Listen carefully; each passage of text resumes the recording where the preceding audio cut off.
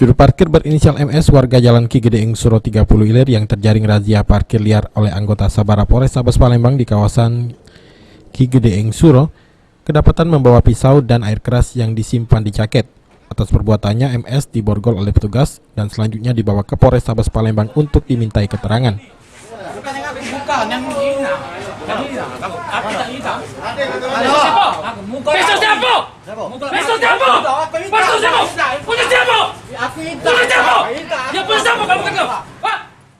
Dalam keterangannya, MS mengaku pisau yang dibawanya untuk menjaga diri.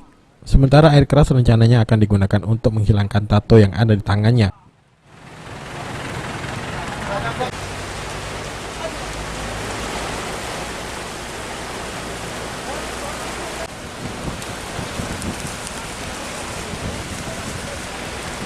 Apa itu diamankan tim?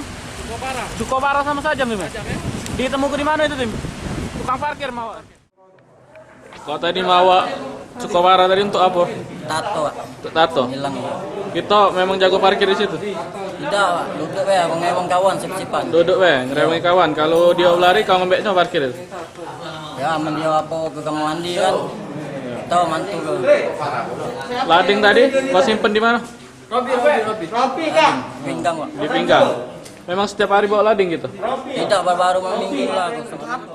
Katim Sabara Polrestabes Palembang Aibtu Samsul mengatakan telah dilakukan pemeriksaan, selanjutnya MS akan diproses hukum atas perbuatannya. Tadi di depan KFC tim ya? Di depan KFC ini. KFC. Sampai KFC. Dibuang nih dari tempat ini. Dibuang. Dibuang ke mana tadi itu? Dibuangnya ke jalan situ lah tim ya. Ditemukan lagi dari. Oh ini sarungnya di pinggang. Sajamnya dibuang. Cukup parah tadi disimpannya di mana tadi? Dibuangnya juga. Dibuangnya kalau tadi. Dia tadi ditemukan posisi mabuk ini. Mabuk ini. Anggota Sabara Polrestabes Palembang menggelar razia di sejumlah lokasi di tempat parkir di Kota Palembang. Hasilnya 33 juru parkir dilakukan pendataan oleh polisi. Irawan, PAL TV.